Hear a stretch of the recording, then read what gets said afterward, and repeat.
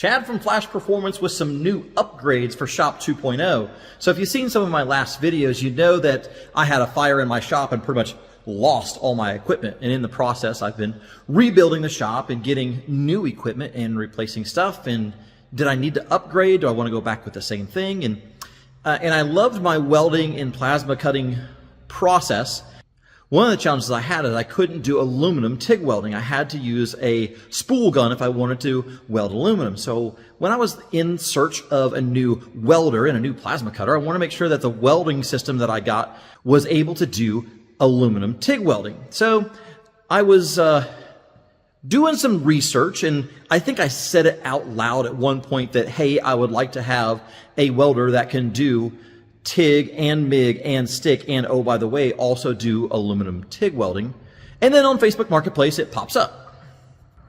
This is from Eastwood. This is an AC/DC MP200i. And the AC/DC also means that I can do DC stick, DC TIG, AC TIG, and I can also do MIG welding all out of one machine. So this is a multi-process unit. And you know, I loved the idea of being able to have both tanks on one cart. I love the idea of being able to wheel this around, being able to have all the different styles of connections. And it came with a pedal, and it came with the TIG wand, and it came with the regulators are right there on the back. I mean, this is a complete set.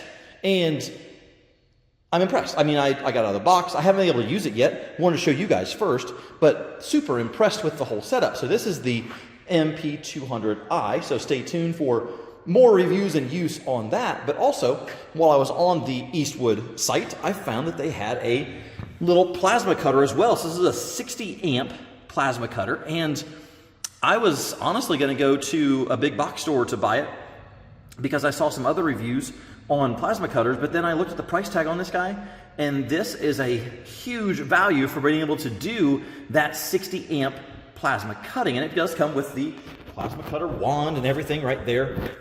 So this is a unit I'm also excited about putting together and getting to use. So I got it all assembled, I got it all out of the box, and I got all the pieces and parts, and I went, well, this ain't gonna work. I can't put the plasma cutter on top of the welder. I'd have to have a separate cart for the plasma cutter. And look at all the cables that come with the multi-process machine. And yeah, there's hooks on the side, but there's not a place to put all that. There's no place to put the pedal.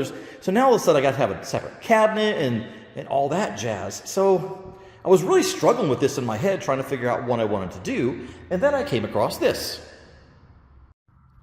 This is from Harbor Freight. This is their Vulcan welding cart. So this thing says it can hold 500 pounds. And the plan is that I'm going to be able to I'll take the tank cart off the back and the wheels off the front and put that machine up on here. And then I'll be able to take the plasma cutter and put it on there. And then I have actually some extra room for some other stuff if I wanted to put maybe a grinder for the TIG tungsten or something along those lines. But the plan is to be able to take that machine and put it onto that cart. And you'll see on the back of this cart, we still have multi-tank, so I can run my argon for MIG welding and for TIG welding. And I think it's going to be a pretty slick little setup. So let's get these guys onto there and see how it all works. I have everything in place. I took the cart apart for the MP200i welding system and just set it on the cart. Now, with the current setup, there are bolts that stick out the bottom to be able to mount to the little roller cart. So it kind of worked out well. I had these little foam blocks that I put underneath there, so that keeps the metal from rubbing on metal because this doesn't have like little foot pads on the bottom, and it gets it up a little bit higher so that way the back doesn't overlap on the lip side. Now the door can still open. I have the smaller tank. I have a number 3 tank here, so the door can still open. There we go, just like that. So we can get to the inside, no problem. So I put that on the outside so I have access to the door. I did put the plasma cutter right here next to it, and I have room for activities over here on this side. So this setup looks like it's going to work out pretty well. Currently, I don't have anything bolted down. I don't have anything solid mounted, so I can kind of maneuver this and change it as I go and as I see fit. I got all the cables from the box all put in the cabinet. I got my welding helmet is in there. I have all the TIG accessories. I have all of the extra pieces for the plasma cutter. So I have all that built in here. It even came with a little flow gauge so I can set my flow properly.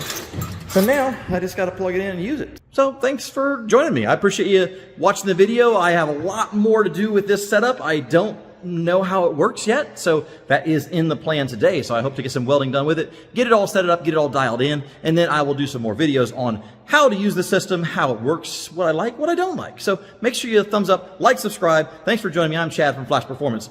We'll see you soon.